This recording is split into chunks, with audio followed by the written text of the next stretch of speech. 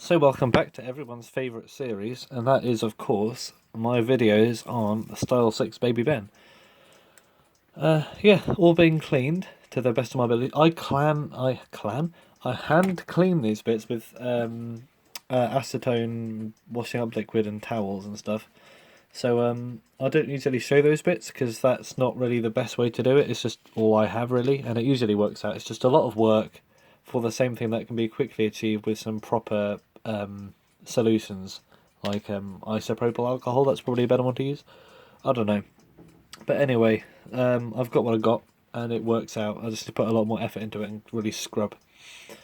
But yeah, I got pretty much everything cleaned. I don't know why this is reassembled. Might be in the Reassembly L's that work around here. Yeah, put it back to how it was. But I've just been testing if nothing got bent when I was cleaning it or anything, because I don't want to have reassembled it all. Haven't put the palette in though. I've reassembled it all, and then realised that some of the pivots are bent. So I just double checked that before recording this episode. So, as it's being cleaned, I shall now commence the reassembly. And that is what's happening now. So the first thing I'm going to do is put these springs back in their barrels. And this alarm spring should go in this barrel here. And the time spring has its own barrel. What is this?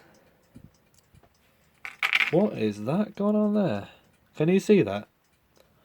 We have, as a complication, the peg, which, I don't know, what's it called, little tab type thing?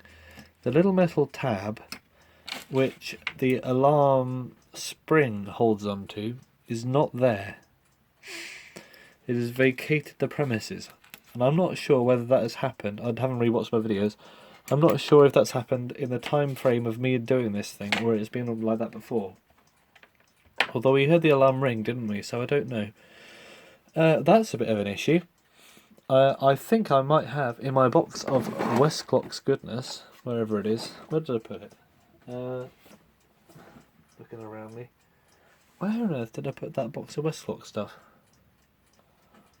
Just a moment. Hello. We have a box of Westclox stuff. So, this is my box of Westclox stuff. Say hello to the box of Westclox stuff. In here somewhere, I hope, will be another one of them. If not, we will have to repair it, which is possible, but it's not. Aha! It's not the ideal situation. Look what we have. Ta-da! And oh, what has happened to this one too? What? This must be a thing that happens to all of these things. Is it just me, or is it not supposed to be like that? What's the time one like? Is it broken off that one as well? Where's the time barrel? Am I going mad? Oh no, here it is. No, this one's intact for now. Right, this is not. Yeah, good. That's proper solid on there. Oh my! Well, it looks like we've got a repair job on our hands. Let's put this back. A repair shop. Repair shop? It's a program. A repair job that I didn't ever imagine having to do on this clock, because I thought it was fine. However, we will need to be resourceful, creative, and intelligent in our methods. And what I have sitting over here, which I did not plan for, I've always got some of this, is a bit of paperclip, which I've unbent from a paperclip shape into an L shape, or a J, if I don't know, it's an L. No reason for that, I literally just bent it now. But what I might do is something I've done before, not on these, but on something else, where I create an S hook, an S-shaped hook. I've got a pencil here, I may as well just draw it. I make a shape like this out of paperclip. I could probably double it up so it's double thickness. And I hook it one end into the hang on, let's do it over here. So this is the barrel edge, right? This edge here, and that's the hole that's broken off in there somewhere. So I hook one end into that hole, and then I hook the other end onto the spring. So we've got the spring pulling on this thing like that. And you might think, paperclip, is that good enough? First of all, it's a very lightweight spring. I think doubling it up might even be overkill. But we'll do it anyway, just for the sake of security, I guess. I've done this repair before, if you call it a repair. More of a makeshift fix, because I don't have anything for repairing. What on earth has happened to these? I don't have anything for repairing stuff like that.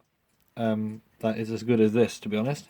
I mean, if I was a professional repairer or something, I might use some sort of solder that clings onto steel, whatever that might be.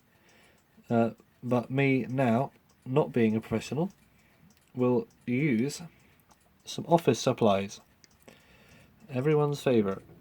So just creating this shape by bending it, right, like that. And I don't want to create any sharp curves in this, or sharp corners, because then they'll be fragile.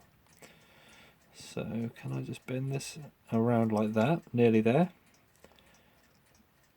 And then we should be good to go. I'll create this one now like that, and we'll see if we need to double it up or make any modifications to it. So we've got our little S, which is a bit open, so I'll close it up a little bit. Probably better if I close it up inside here so it latches in better. So if the spring's supposed to be pulling around this way, this should be like that. I'll zoom you in. So what I'm doing here is I've got this thing and I'm putting it through the hole. And I do not encourage anyone to do this repair by any means. This is just me trying to solve a problem. You'd probably be better off having a different part, like you got from a clock that doesn't have the same issue. But being the guy with not many baby bend bits, having to do this kind of wacky stuff. So, right, that's in like that. Now we've got a hook for the spring to go on, and this doesn't look too bad actually. So now I will fold it in properly, and hopefully the spring being in there and never fully unwound, which it shouldn't really be at any point, will stop this from coming out again because it'll be constantly pulling it. So let's just try it out. Luckily the end of the spring is intact, as you can see there, the hole at the end. Otherwise we'll have a problem, which I've also had another problem where both the spring and the barrel are broken.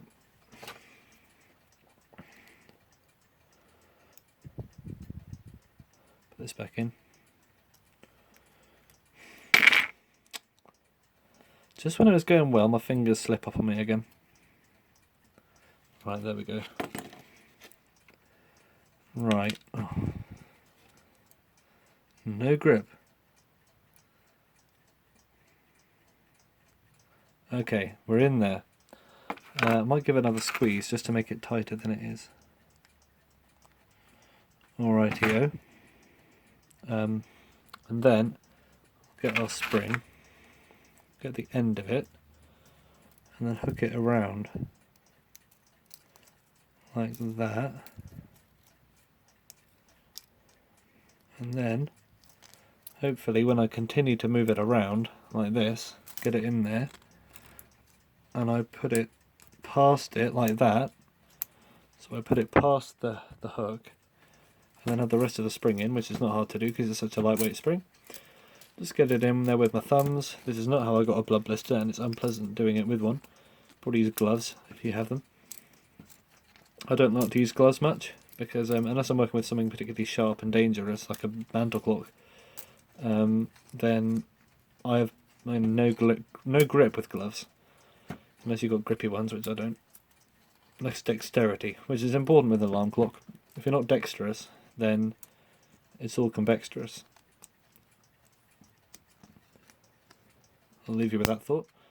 So now we have a very interesting S-shaped spring hook in there, and I promise you guys I did not deliberately rip that thing off there just to show how to do this repair, because I would never want to have done this on camera.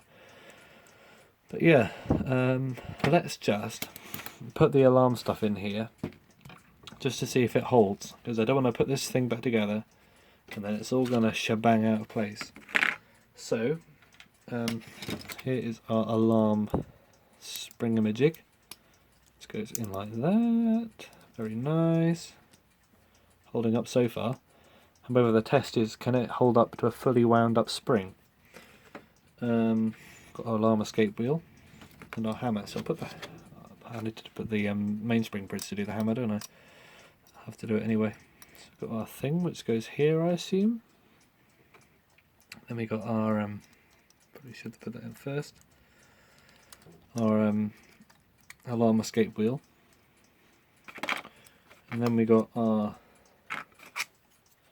back plate, which is, because this is only a 2-wheel alarm, this is the only bit we need to worry about. Like that. And then we have a couple of nuts. Nutman nut.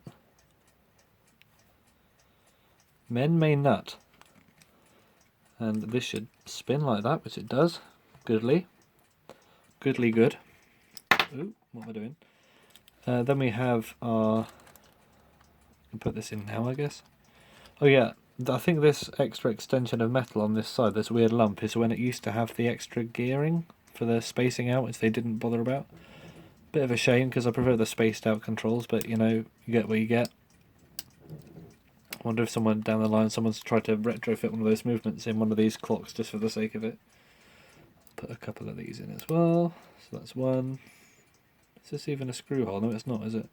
That one is, though.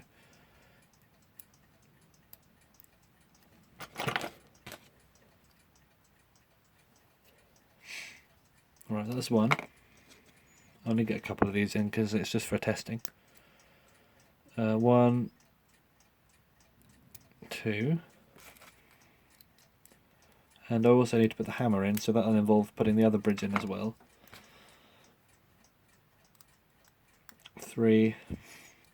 Amazing how easy it is for dust to crawl inside of a clock. And where's our oh, there it is. Don't worry about the spring or thing in there. Under the regulator. And pops your uncle. Pop goes the uncle, whatever. We have it in.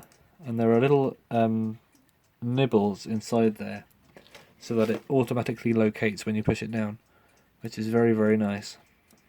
If it didn't have that, it would not be as nice, as you can imagine. I'll put one more in just for the sake of it, sake of security, and have a sip of tea. Ooh, tea reveal. Not much left of that, is there?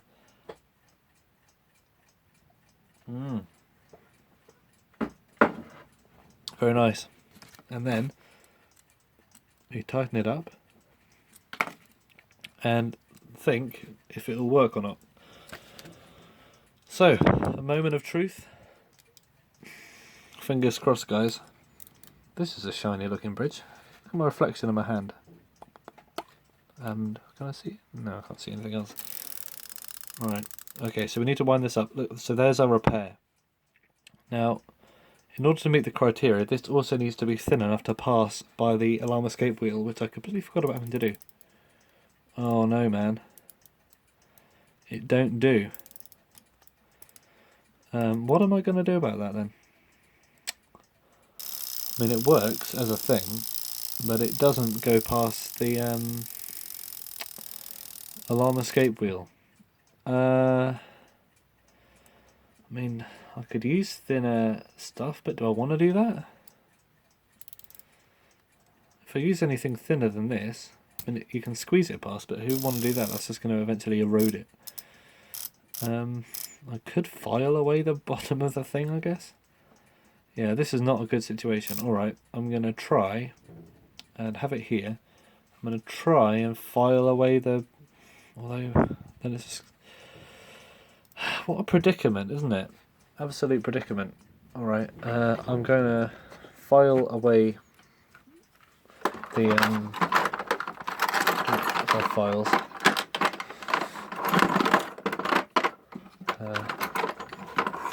Grab a couple of them. Oh, got my files here. Alright, X files. Oh, that's not even funny. Right, can I just file this like that?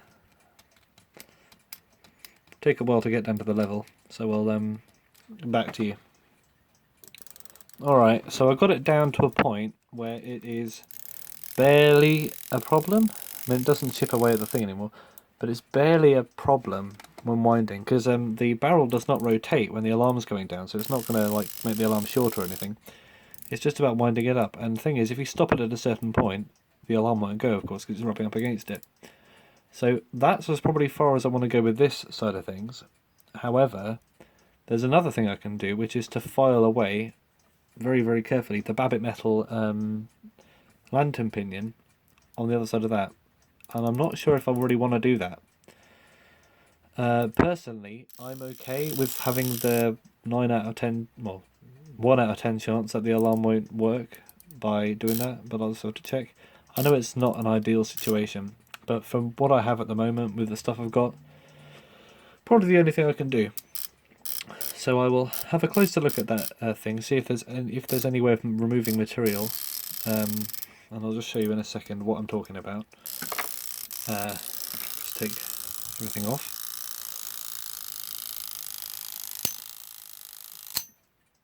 Yeah, don't do that, guys, because it was nearly run out anyway. It wasn't a huge problem, but if that's fully wound up when you do that, just don't. Because if you're not good with your grip, then you can break the click. Right.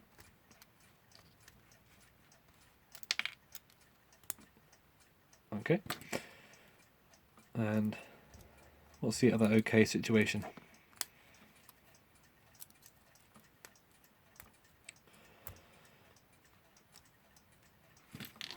Right. I have a lot of wild repairs today. Well, just the one. That's wild enough.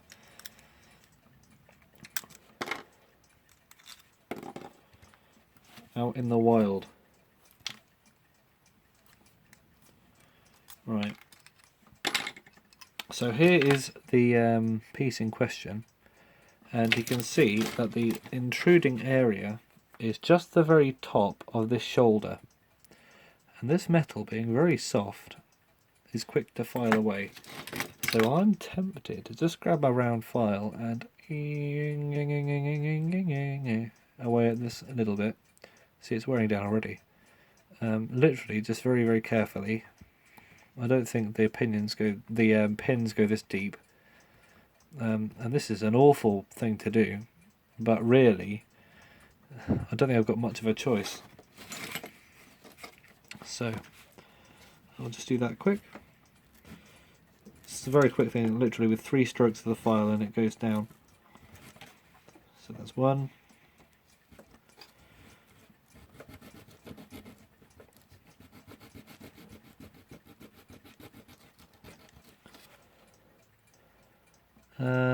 And I think we're nearly there.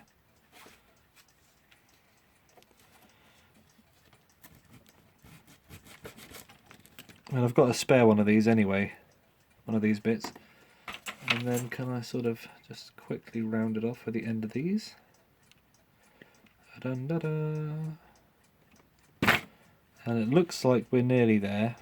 Maybe a little bit more work to do.